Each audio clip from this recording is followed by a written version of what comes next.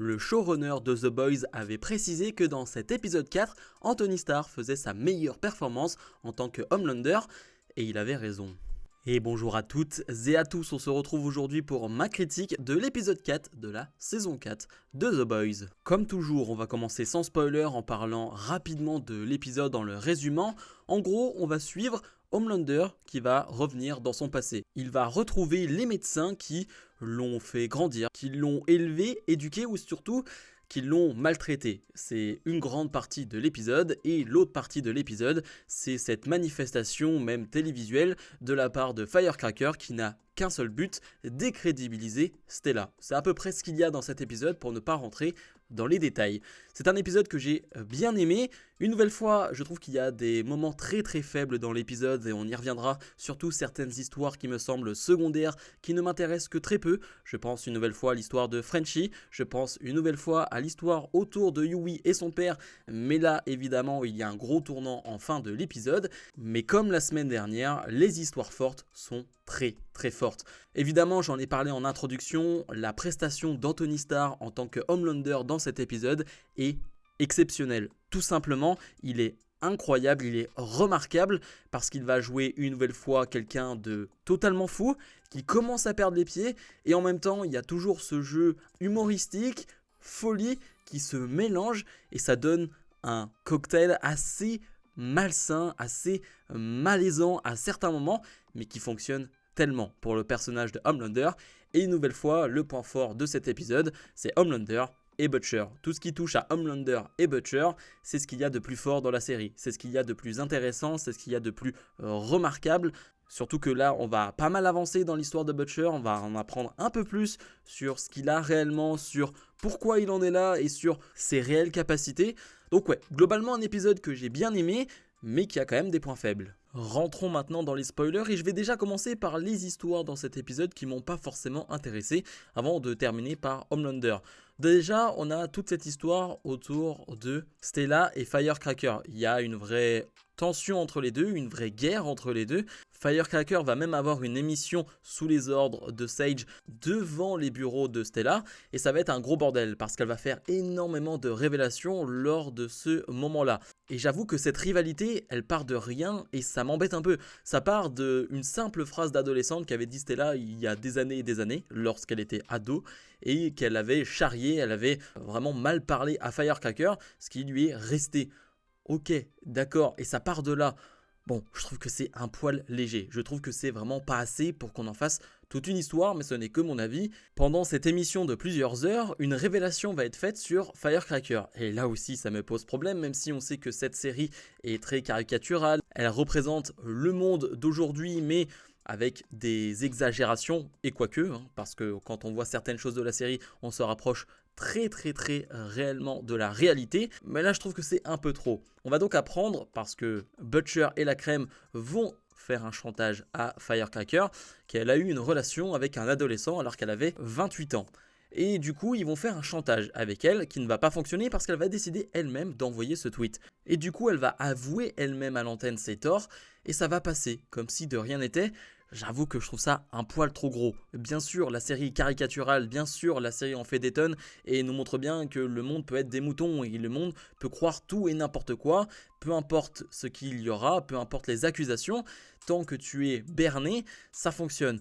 Là, je trouve ça un poil trop gros et évacué trop rapidement. Elle a quand même eu une relation avec un adolescent de 15 ans alors qu'elle en avait 28 et ça passe comme si de rien n'était. Par contre, elle va annoncer que Stella a avorté il y a quelques mois. Et ça, évidemment, ça ne passe pas auprès de cette communauté, ça ne passe vraiment pas et c'est honteux pour tout le monde. Et puis pour Stella, c'est un drame parce que bien sûr, elle voulait garder ça secret. Sa mère, qui est très croyante, évidemment, ça ne lui plaît pas et on voit que sa mère ne lui répond même plus. Donc c'est très compliqué pour elle, elle n'arrive pas à gérer la situation. Et Stella va monter sur scène, va fracasser Firebreaker jusqu'au moment où la crème va intervenir et va lui dire que bien sûr ce n'est pas la méthode à appliquer, sinon ça ne va pas fonctionner. Donc du coup cette histoire-là, je la trouve assez moyenne, pour être honnête avec vous. Dans un autre temps, on a Yui qui part en mission avec Kimiko et surtout il va revoir A-Train et va lui demander d'aller chercher du composé V. Pourquoi? Eh bien parce qu'il a une idée. Il se dit que s'il donne du composé V à son père va se réveiller de ce coma. Alors c'est une idée très particulière, mais il ne veut pas que son père meure. Et ça peut s'entendre totalement. Du coup, il va marchander ça avec A-Train, qui va lui aller chercher du composé V dans la pièce de Homelander. Il va d'ailleurs croiser Ashley et les deux vont se taire, comme si de rien n'était, parce que les deux ne veulent pas avoir de problème avec Homelander. Et du coup, on a une autre histoire parce que Kimiko et Yui vont être attaqués par un clan qui avait attaqué Kimiko dans les épisodes précédents et par une personne qu'elle connaît depuis son enfance et clairement cette personne elle lui a fait du mal et elle veut se venger. Du coup on a une scène plutôt cool où ils se retrouvent dans un bâtiment et doivent se construire des armes un peu n'importe comment et du coup c'est plutôt cool parce que ça sort des cutters, ça sort des boucliers un peu à l'arrache, ça sort des espèces d'épées avec des coupeurs de feuilles donc je trouve que c'est plutôt stylé comme moment et puis les scènes d'action sont cool, ça va bien gicler du sang de partout donc ça reste plutôt cool. Maintenant l'histoire entre Kimiko et cette personne là qu'elle connaît depuis son enfance, cette personne là qui a une cicatrice sur le visage suite à une attaque de Kimiko, je trouve que là aussi ça a un peu rajouté à l'arrache avec des flashbacks de quelques secondes qu'on avait déjà vu lors du précédent épisode, ça m'emballe pas vraiment. Dans un autre temps, Frenchie va avouer à Colin que c'est lui qui a tué sa famille. Évidemment, il va pas très bien le prendre, va essayer de l'étrangler et presque de le tuer, mais va s'arrêter avant. Je l'ai déjà dit la semaine dernière, je me répète, mais ça m'intéresse pas énormément. On se retrouve une nouvelle fois dans les problèmes du passé de Frenchie. Et ça m'intéresse plus trop. C'est des choses qu'on a déjà vues dans les précédentes saisons. Donc franchement, revoir ce genre de choses, ça m'embête un peu. Et on a donc l'histoire autour de Butcher. Butcher qui va se retrouver dans une situation délicate parce qu'il va devoir aider Frenchie qui enquêtait sur Firecracker, sauf qu'un sup est arrivé et donc s'en est pris à lui. Butcher va arriver et va se passer quelque chose de bizarre. On sait que Butcher est amoindri à le cancer et va bientôt mourir. Mais c'est un peu bizarre parce que lors de cette scène, on va pas réellement voir ce qui va se passer, mais Butcher va se réveiller après avoir fait un malaise et il y a du sang partout. Il a totalement explosé ce sup et on ne sait pas trop comment. Sauf qu'ensuite, on va avoir une scène entre Yui et Butcher lui explique qu'il y a 4 mois, il a pris du composé V et là aussi, on a un flashback pas terrible pour te montrer qu'il a pris du composé V et Butcher te dit que ça n'a eu aucun effet et que ça ne l'a pas sauvé.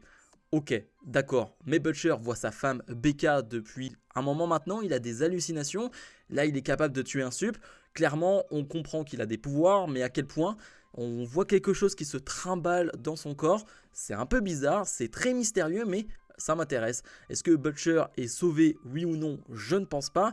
Je pense qu'il est toujours en train de mourir, mais qu'il a quand même des pouvoirs et que ça lui permet tout simplement de tuer ce genre de super-héros.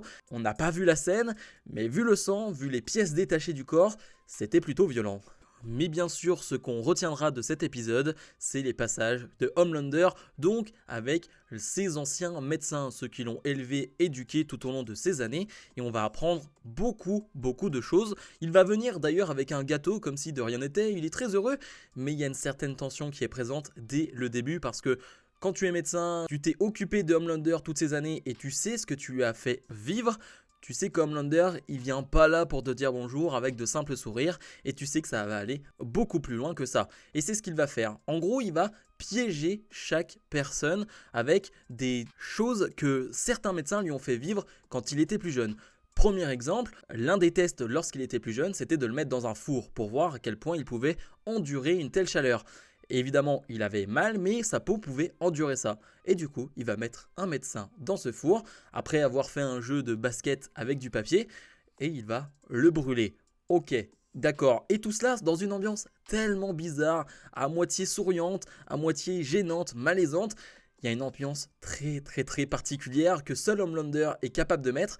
Puis dans un second temps, eh bien, il va raconter cette histoire où finalement il n'avait que 2 minutes de bonheur par jour. C'était les moments où il pouvait se masturber. Et oui, et du coup, on l'a vu. un médecin l'a vu et s'est moqué de lui, eh bien qu'est-ce qu'il va faire? Il va dire à ce médecin, ou ce scientifique, d'ailleurs j'appelle ça des médecins mais peut-être plus des scientifiques, de se masturber devant tout le monde et de voir ce que ça fait quand tout le monde va se moquer de lui.